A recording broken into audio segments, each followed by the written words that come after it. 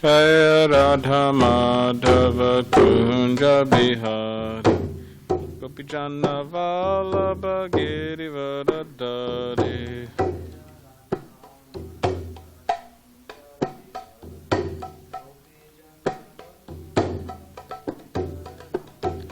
Jaya Radha Madhava Kunja Bihari Gopijana Vallabha Girivardhari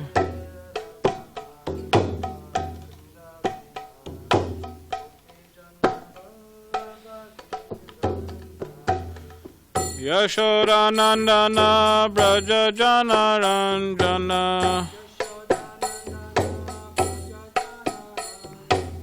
Yamuna Tiravanachari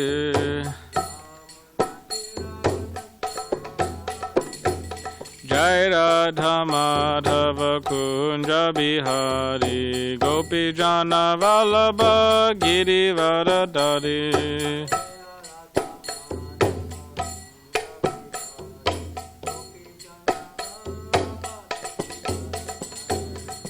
Yashodanandana Braja Jana Ranjana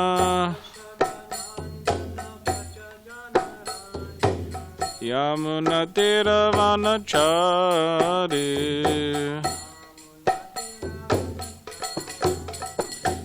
Jai Radha Madhava Kunja Bihari Gopi Jana Vallabha Girivardhari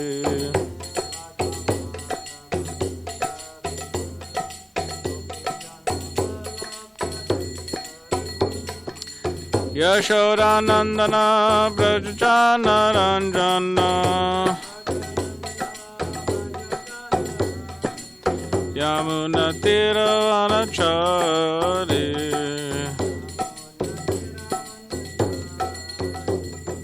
Jai Radha Madhava Kunja Bihari Gopi Jana Vallabha Girivardhari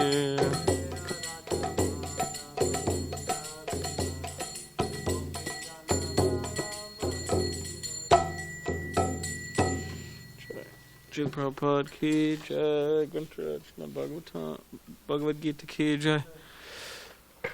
All glories to the assembled devotees, all glories to the assembled devotees, all glories to the assembled devotees, all glories to Shri Guru and Shri Gauranga.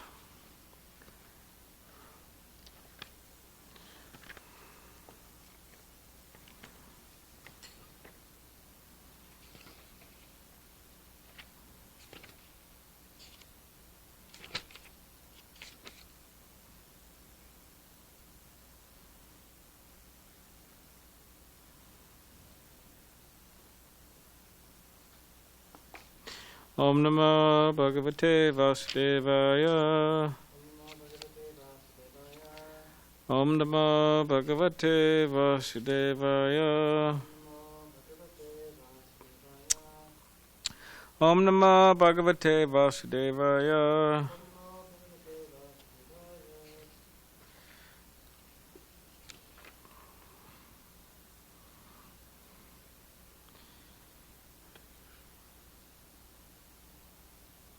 Okay, so this evening we're reading from Bhagavad Gita as it is, translation and commentary by His Divine Grace, A.C. Bhaktivedanta Swami Prabhupada. And we are reading from chapter 16, the divine and demonic natures. And we'll be reading from text 23.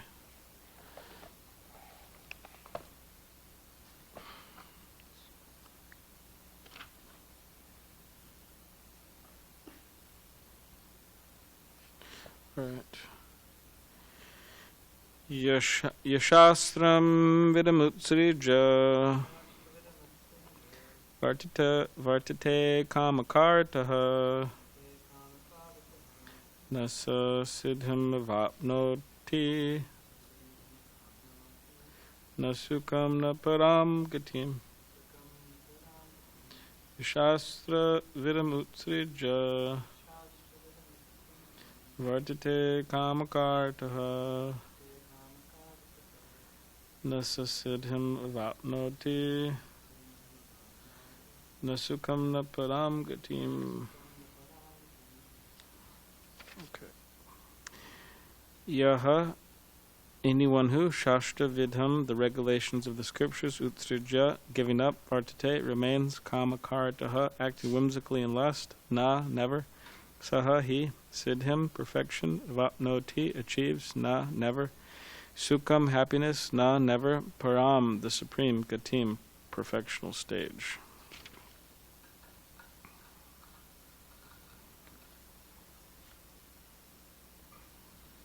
Alright, so translation. He who discards scriptural injunctions and acts according to his own whims attains neither perfection nor happiness nor the supreme destination. Purport. As described before, the Shastra Vidhi, or the direction of the Shastra, is given to the different castes and orders of human society.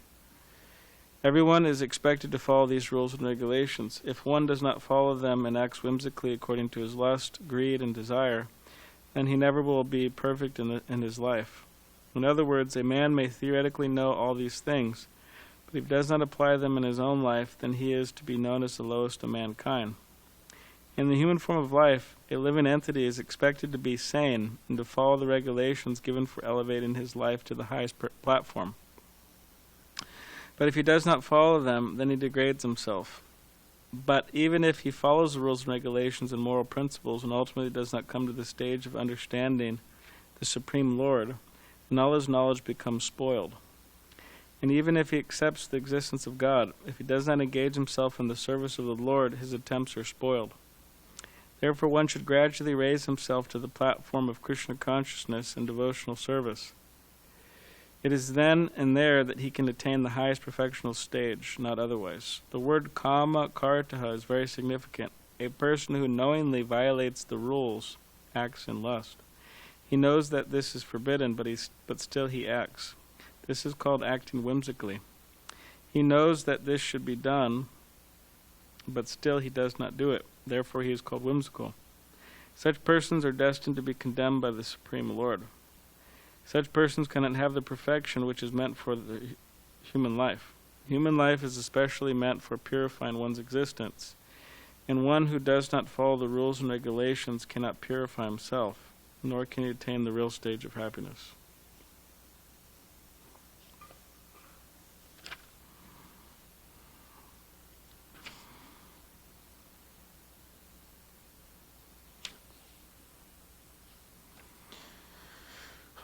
Harekrishna. Om Jnanatimirandasya Gyananjana Shulakaya Chakshulanamritam Dina Tasmai Shri Gurave Namaha Mukham Karitavachalam Pangam Langayate Girim Yakripatamaham Bhande Shri Gurundiratadnam Bancha Kapuribhisha Kripa Sindhu Bevacha Patitanam Pavanebhyo Vaishnavebhyo Namo Namaha Jai Shri Krishna Chaitanya Prabhu Nityananda Shri Advaita Gadadhar Shivasri Gaur Bhaktivinoda Hare Krishna, Krishna Krishna, Hare Hare, Hare Rama, Rama Rama, Hare Hare.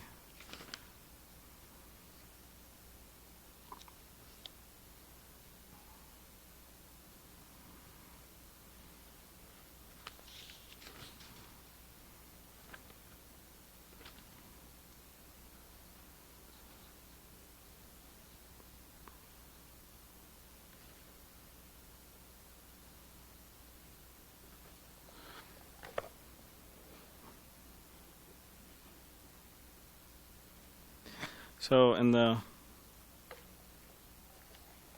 previous verses to this particular chapter, text 21, it says there's three gates leading to hell.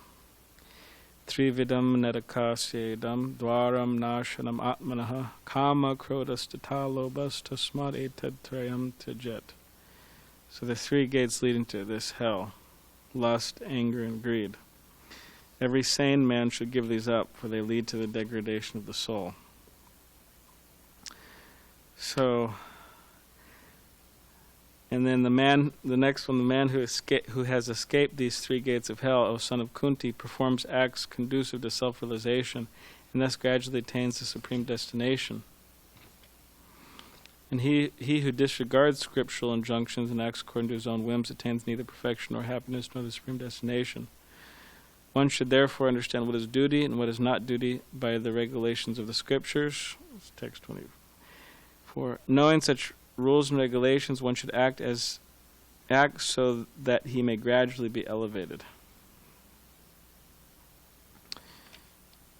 So, yeah, this is important because Krishna's saying it, but aside from that, it just, well, you could say in addition to that, it makes sense. It's not that we just blindly follow things because for whatever reason. Mostly when people follow things blindly, it's just for really no good reason. It's just foolishness. Just like they have this.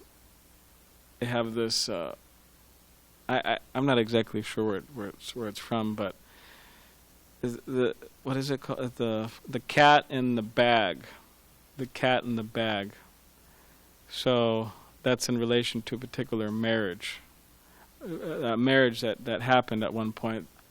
There's a big marriage happening, and then a cat came in the room, and then the priest said, "Oh, you can't have a cat running around. Put the cat in a bag. You grab a bag, put the cat in there." So they grabbed the cat, put the cat in the bag, and then then the marriage went on, and great. So that woman got married to some man, right? And then she had a child, her daughter. Then so many years later, when the daughter grew up, she was getting married, and then the mother said, "All right, so we have to have the cat in the bag now, ceremony. It's part of the process." Right? Then it goes on like that, and then the people are wondering, what's the big deal with the cat in the bag? What's going on here? So it's just it has no value, it has no use. It's just something that happened, and then people go with it. So in other words, we just have we do things because they make sense, and aside from them making sense, there's reasons why we do things. And specifically, we should know what the reasons are. Like there's so many things we do in Krishna consciousness, and we should know the reasons we do them. Cultural things, so many things we do. This makes sense that there's 3 gates leading to hell: lust, anger, and greed. And it makes sense every sane man, every sane person should give these up, for they lead to degradation of the soul. So, and now, I remember years ago I was talking to this guy I met on book distribution, and I was trying to explain to him, because we're going back and forth through email, and I was trying to explain to him the need of purifying the heart of lust and anger and greed, and I was saying there's a need to do that. These things are not natural. They obstruct the happiness of the soul, and they're not good. And I was trying to explain that to him. And then the man was saying, "I don't know what you mean." He was saying, there's nothing wrong with lust. It's kind of normal and natural, and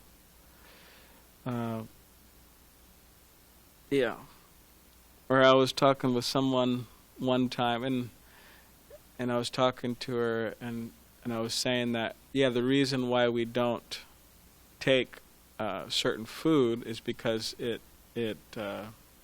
has a certain effect on our consciousness. I was talking about onions and something like that. I was saying, it makes you passionate. And then she said, well, what's wrong with being passionate? Passionate, a little passion in life. So nowadays people have equated passion and lust and just agitation of the body, agitation of the mind as happiness. They've somehow or other equated that. Which, the Bhagavad Gita, which Krishna conscious would just say, it's just insane. Because it goes against the very, you could say, nature of the soul. Means that the soul is pure, which means free from lust, anger, greed, all these different things. And it is specifically meant, the soul is, you could say, existing for the purpose of having a loving relationship with Krishna and also other living entities within Krishna consciousness. Whereas lust and all these other things, it's like the exact opposite. You have Krishna consciousness, you have pure love for Krishna, and then you have lust. It's like completely opposite. And it's opposite in the sense that one who is under the sway of lust, they become the object, or specifically the center of attention. So they think, or so they want and think. One becomes like a, you could say, little god or goddess. And everybody else becomes like means for these gods and goddesses to exploit, either grossly or subtly, or somehow or other exploit for their own enjoyment. Which is just, it's selfish and it's self-centered and it's problematic. And it just never really works, because it's not our nature to be the center of attraction. So therefore Krishna is saying, okay, give it up. You have to give it up. So better we give it up sooner than later. Better we give it up sooner than later. Sometimes they have a saying that we should die before we die, which means that all of our material desires, all of our material aspirations, all of these, you could say, material ideas that we have should just die. So you could say our false ego is dying. Whereas we don't want to wait until the very end of this life for those things for us to take care of those things. Just like the man lying on the bed, Akbar was asking his minister Birbal, how long does sex desire last? And Birbal was saying, till the end of life. And Akbar was saying, I can't see how that's true. And Birbal said, okay, I'll show you. I'll prove to you. So then, sometime later, they went to see a dying man. He was on his bed. Akbar and Birbal and then they went with Birbal's young daughter, means teenager or whatever. And the man on the dying bed, he was looking at the daughter's face, beautiful face of the daughter. And Birbal, told Akbar, see what's going on here? And Akbar said, okay, yes, I see. So the lust, it could just continue on till the end of life, and then again takes place, one takes another birth, and then the lust is dormant within the small child, and then just a matter of time, and then all those material desires, say, activate over time, reactivate. And then it just goes on and on like that. So yeah, but the idea is better sooner than later, because why prolong something that's just not natural? We should try to give it up sooner than later. And that just doesn't mean whatever, sex desires. It just means all those material desires, whatever they may be. And therefore we have this verse quoted in the Chaitanya Charitamrita: Kama dinam katina katida palita dornadesha stesham jata maina karuna natrapa nopashanti utsri jaitan atyapate sampratam labdi buddhis tvam mayata sharanamabha mam yukshat midasye. So that verse says, in how many ways have I obeyed the demands of my wicked desires? And on I've been trying to quench lust, unquenchable fires. But now my higher intelligence has awoken. O Krishna, O friend of the poor, friend of the fallen, please engage me in your devotional service. I'm running to you. Engage me in your devotional service. So, but specifically it says also, now my intelligence is awoken and I'm casting these hellish desires away. I'm casting these hellish desires away. So these desires, material desires, they act as like an invisible bars. They act as invisible bars to chain the soul to just unnecessary suffering and just illusion.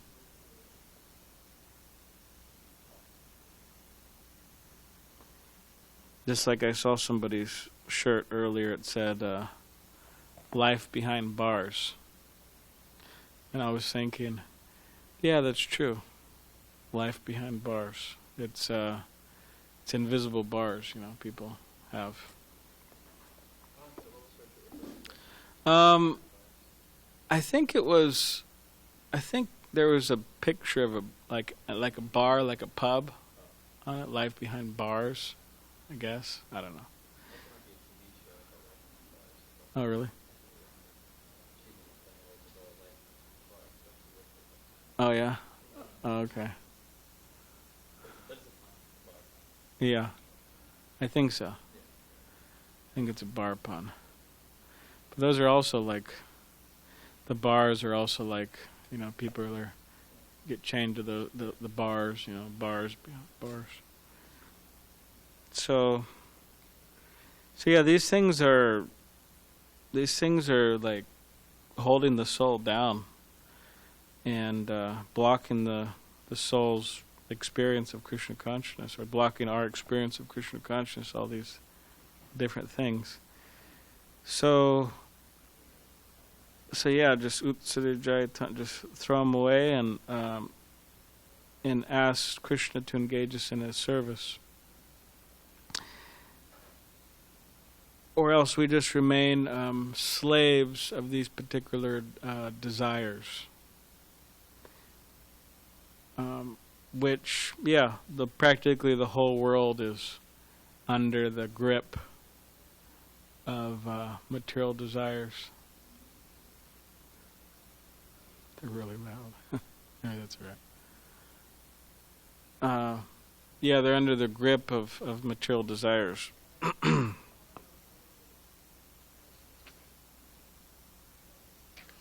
Guess they don't realize there's a class going on.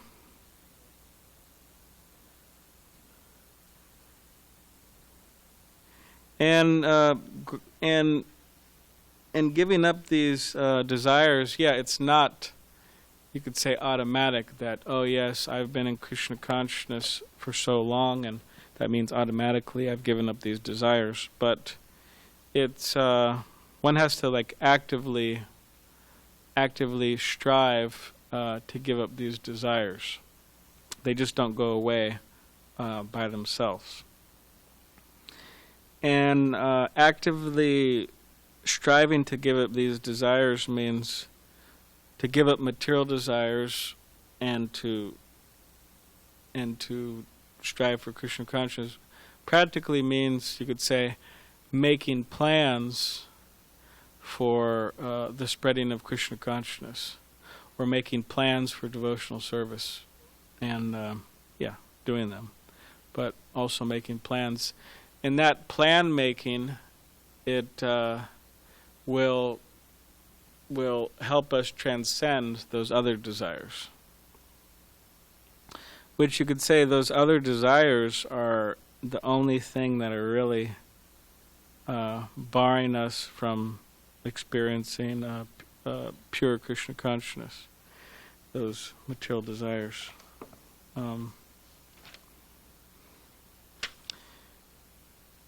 And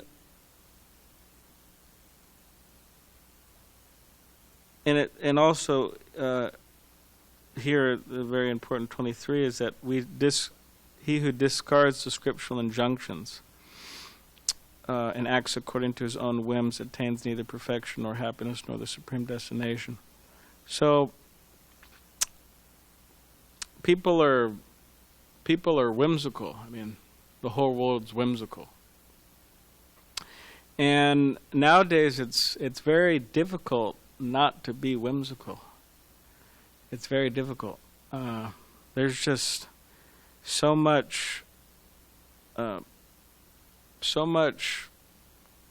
whimsical things going on, like just not serious.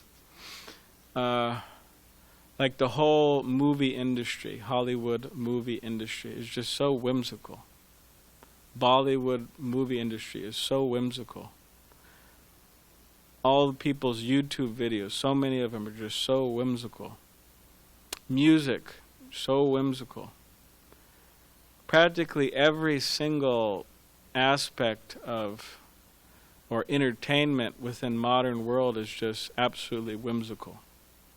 And what that means is it's just, I don't know, some lights flashing and I don't know, some dramatic plots and romance plots and superhero plots and all this thing going on, but it's like, okay, well, what does that have to do with really anything?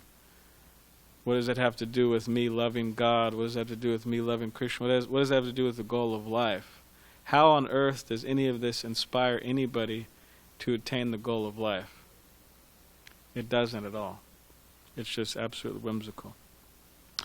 So, but yeah, I mean, this world is just surrounded by whimsical people and whimsical entertainment and whimsical things. So what to do?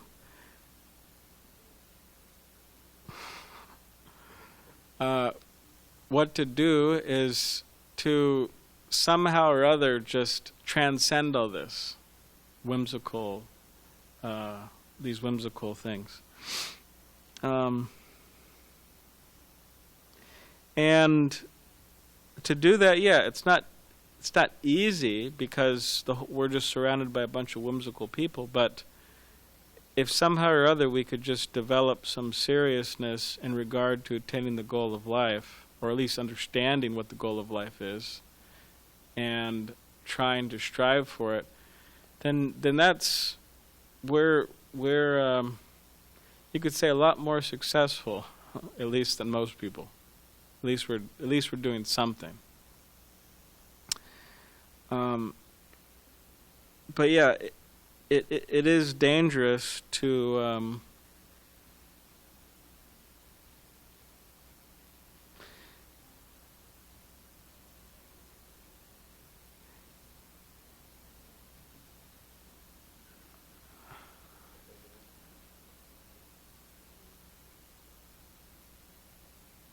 they stop now. I mean, it is dangerous to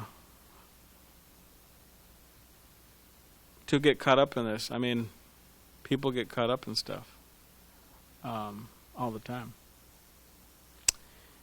So, devotees have to be very, very careful not to get caught up in the whimsical nature of this world.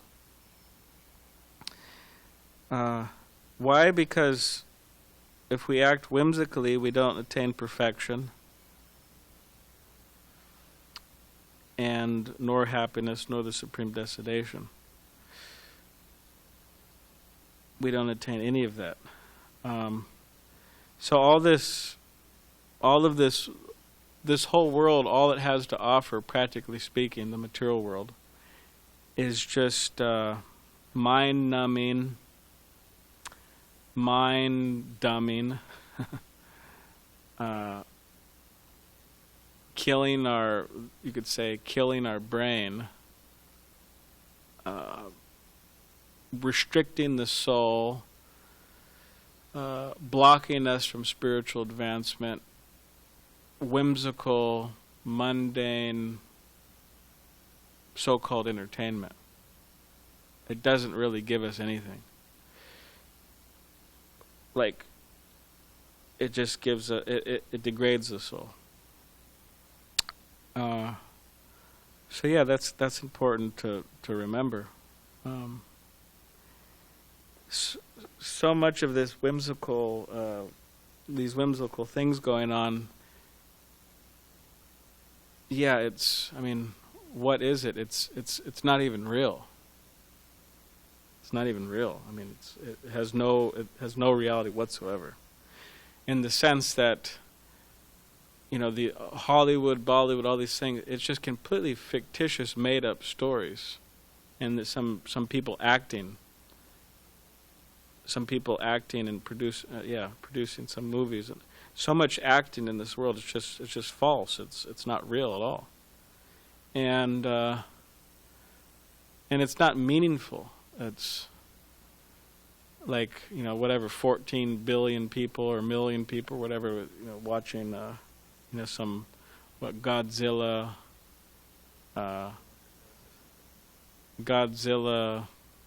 what is it called? What is it? Trailer, yeah, trailer. It's like, okay, all right, kind of cool, I guess, but like, what does it really do for you? I mean, it just doesn't do much.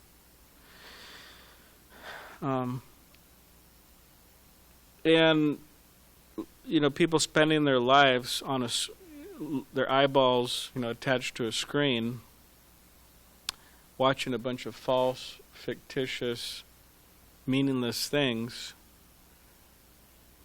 whether they're movies or YouTube or this or that or whatever it is, even the temporary, fleeting upheavals of the news world.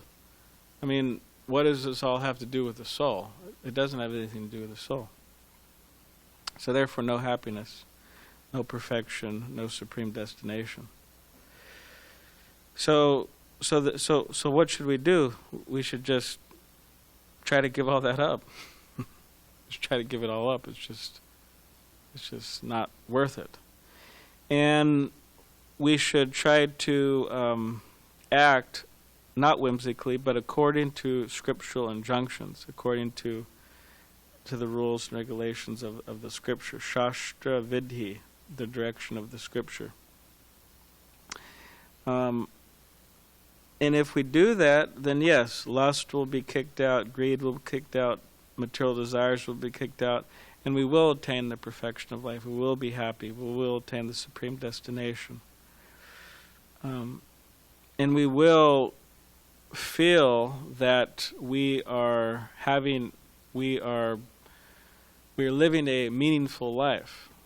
We'll feel that we're living a meaningful life, not just a useless life that has no value. Like Bhajnarayan Swami gives the example. You have a hand. You use your hand, right, and then you put your hand in a cup of water, and then it goes up a little bit, the water, and you take your hand out, and it just goes back to the same level, and that's it. So like he said, people, do we want to live lives where we just you don't make much of a difference? It's not like made no difference. Okay, you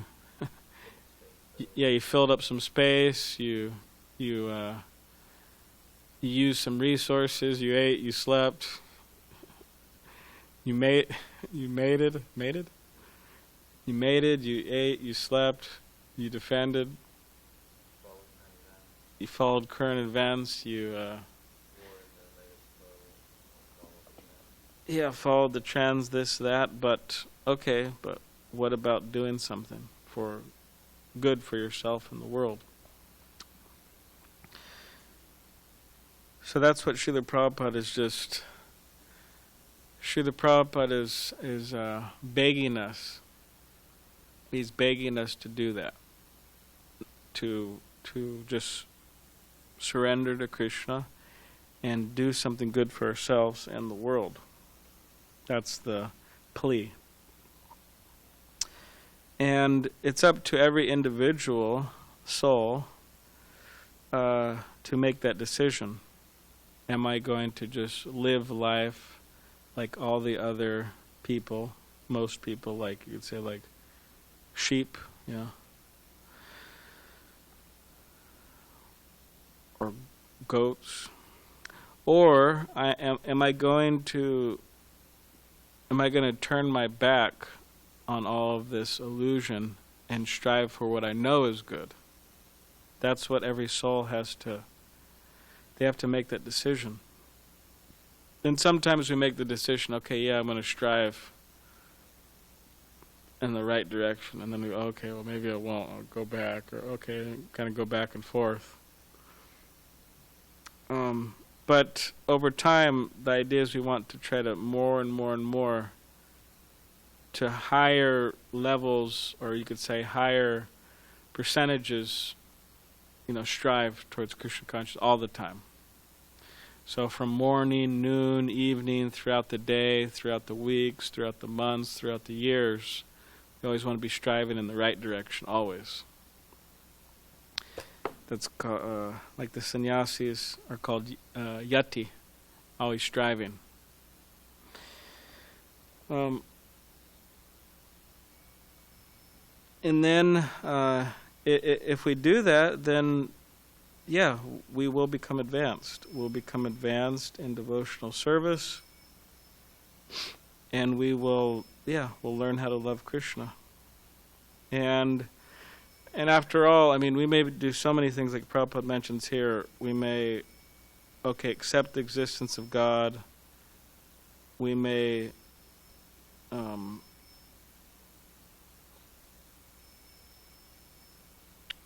But the point he's making here is that we have to come to the stage where we not only accept the existence of God, but we have to come to the stage by which we actually learn how to love Krishna.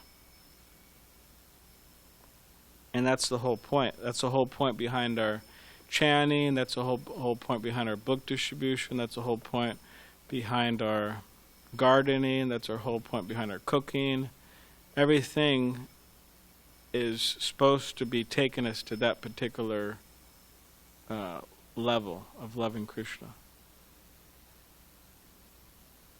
So we have to analyze, is this really taking me, am I doing this in such a way is it taking me to the goal? Am I doing this properly? Am I actually getting closer?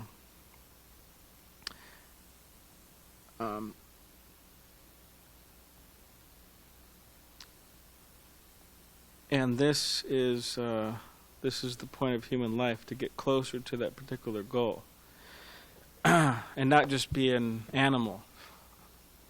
Not just be a wild animal.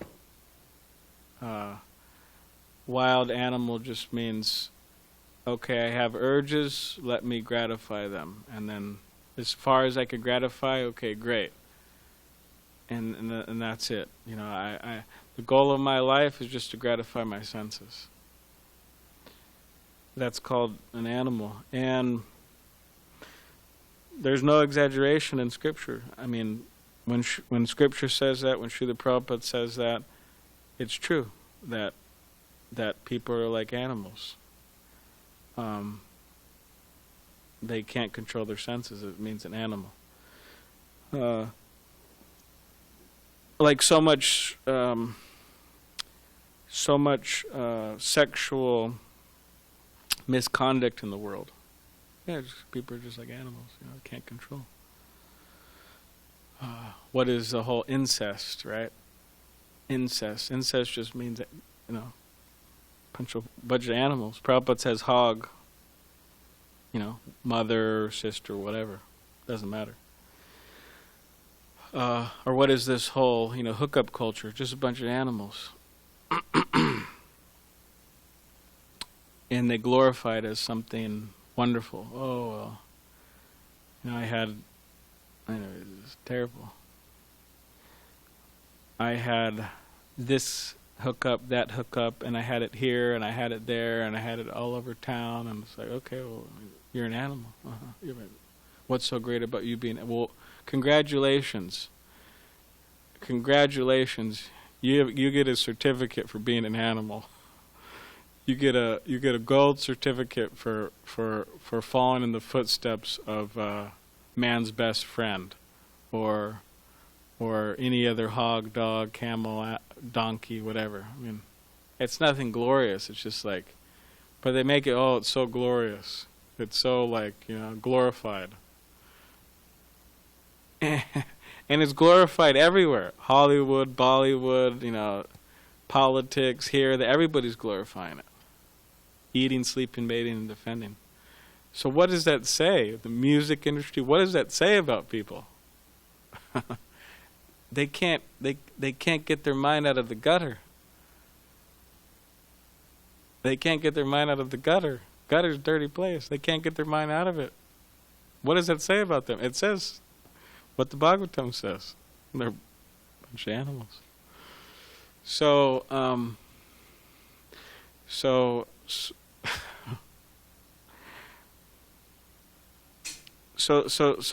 the point of me saying is that the human form of life is not meant for that. Human form of life is not meant for that. That is for lower species of life. All this business is for lower species of life. All these people in Pacific Beach, I mean, they have to be careful. They may take birth as one of these crows around, right? One of these pigeons. I saw a sticker that said PB Lifer. I was thinking, yeah, you probably will be PB Lifer, life after life after life after life, and probably be in lower species too.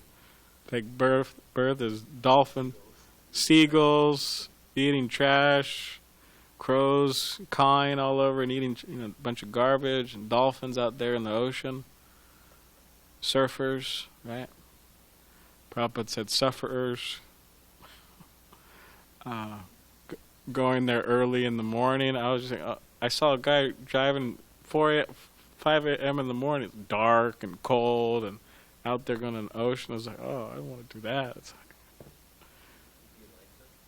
yeah, bumper sticker, PB Lifer. So yeah, these people have to be careful. I mean, they're swimming in dangerous waters and they don't even know. Yeah, they don't even know. So therefore, Prabhupada said that the Krishna conscious movement will go down in history for saving the world at the most dangerous time. Godless civilization. And why Krishna consciousness? Because in so many ways, other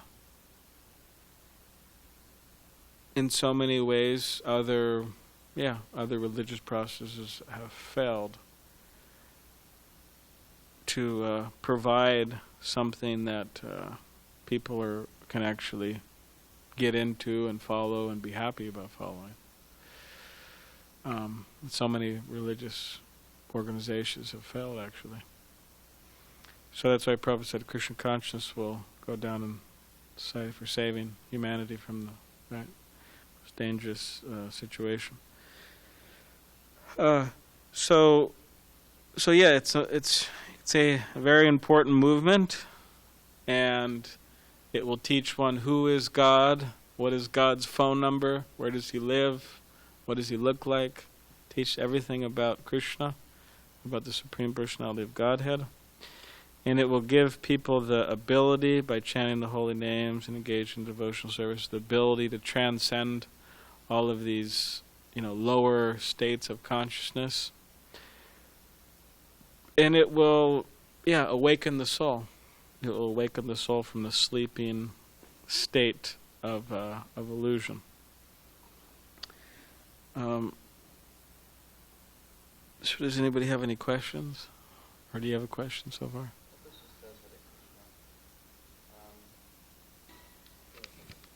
Or comments? Yeah. Of course, yes. So there's the negative, that all this is nonsense, animalistic, gross, leading to hell, even. Yes. And of course, the process that's in the opposite direction is also very joyous, and there's so much taste there. It's not just like a, what's the term? Like you bite your lip? No, what is it? Yeah, something and bear it. I forgot what it's called. Bite your lip, yeah. Somehow, yeah. But this is a very difficult thing. You just have to just suffer through it because it's nonsense if you do the other thing. Obviously, it's a very joyous process, everything. But then, I thought maybe you could say something on. People ask if it's something I think what you asked the other day when I was speaking a couple of weeks ago. People will ask that if it's so wrong, then why did God make it so natural for me? Especially like for men, it's like natural for them to have to have intense sexual desire for more than one woman, even not just like have sex desire, but have sex desire for more than one woman. It's like a biological function, like in the male body, to be unsatisfied with. Well, there are some studies on that. So it's like a biological function. So if it's so wrong, then why does it seem so right? Yeah. Why is it so natural? Why is it built into my body? Why is it built into me? They might say, but why is it built into the body? Why is it all these things? Why am I so attracted to these things which you're saying are just so against the desires of the Creator? Why the Creator created them? That's okay. Well, there's a material world, right? We're all in the material world now, and to facilitate the conditioned souls rebelling against Krishna, Krishna creates the material world so they could, live a life apparently separate from Krishna. And Krishna arranges that there's enjoyment. I mean, some enjoyment he arranges. You could say, but part of that enjoyment is also facilitates just birth in this world. Like you have to have a body, and you have desires. You need a body to fulfill those desires, whatever they may be. So the sexual attraction that's built into human beings, it helps facilitate the ongoing of the material world. I mean, if that wasn't there, I mean, it's very strong.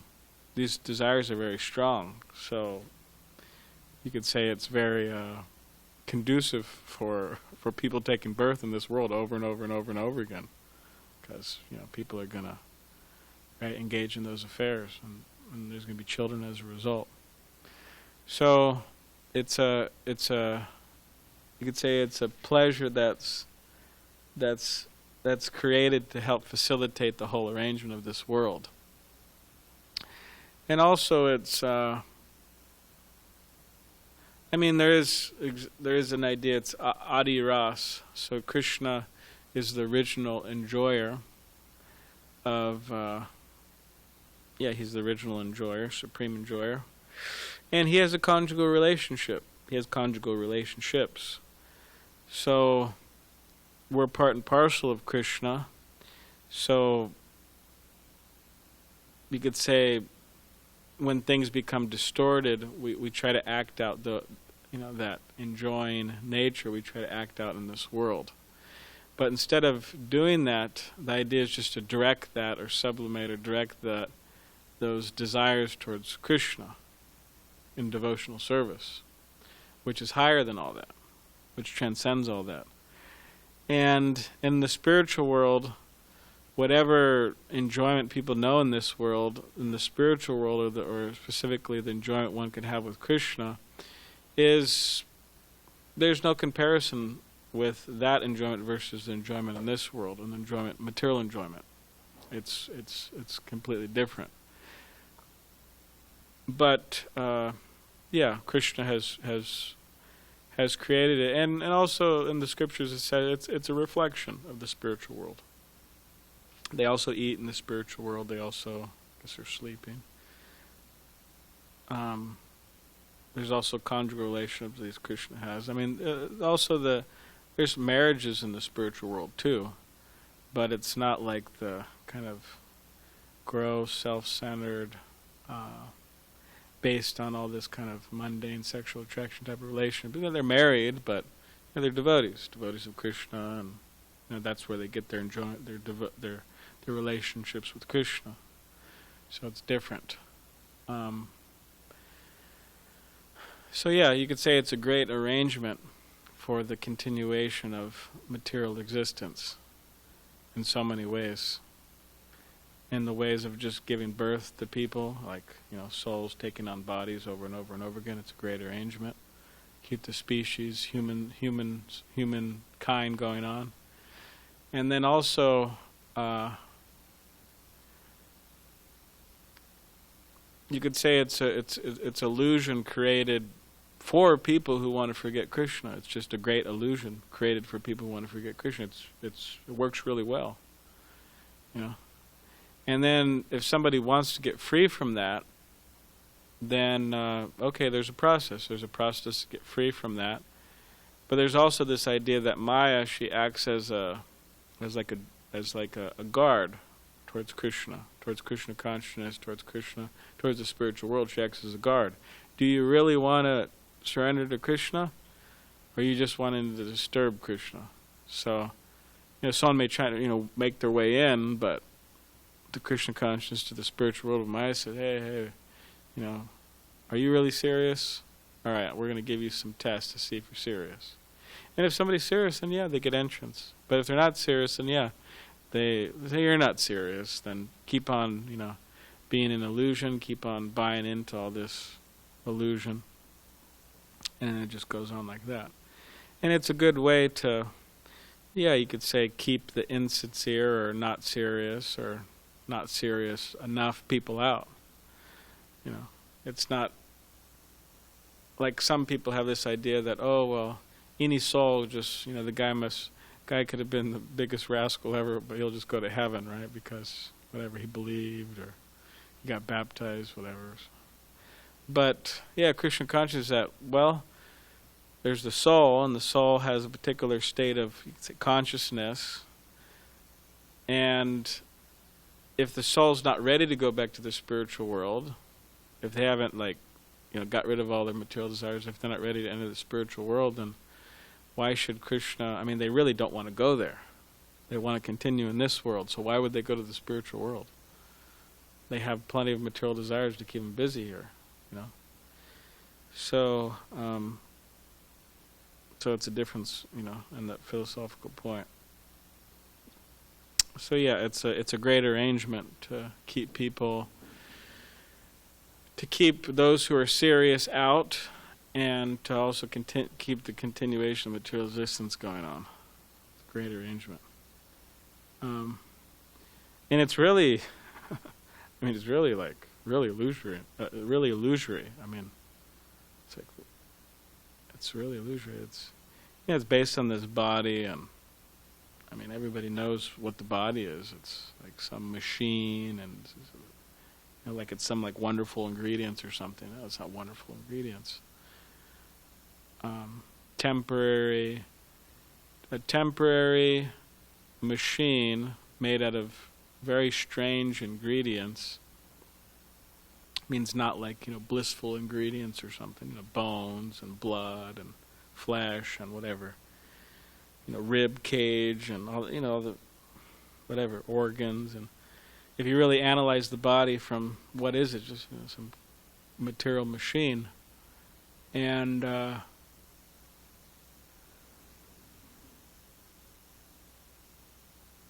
so the happiness, one derives from this. It's, it's very flickering, very temporary, and we're trying to derive happiness from something that's just not us. First of all, it's just not us. We're not the body.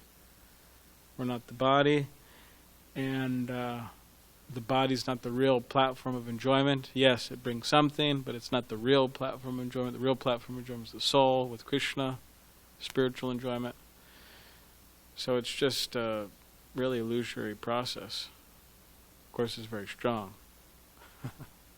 But we can, get out, so, of that illusory, these illusory ideas. So, anyways, it's a long answer, but yeah, Krishna made it material happiness for a particular reason.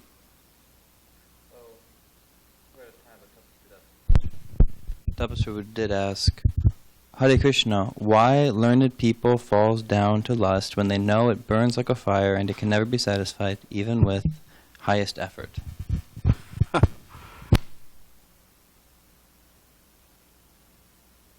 Well, there's different reasons. Like sometimes one could be learned or saintly, but Krishna arranged things in a way that even if you're learned and saintly, you have to follow the rules. You have to follow the rules, which means, oh, well, I'm learned and saintly, so I could just, do whatever I want, and I could kind of get too close to illusion, and yeah, I won't be hurt by it. I won't be burned. I get really close to the fire, I won't get burned. But Chaitanya Mahaprabhu, he taught that one should always be careful, even if they're the Supreme Personality of Godhead, like him. So, and also like offenses, one may commit offenses to Vaishnavas. It says one heart becomes overflooded with material desires on that basis. So there's so many reasons, but someone doesn't have to. It's not mandatory that somebody has difficulties. So we could avoid it. All right. Srimad Bhagavad Gita ki jai.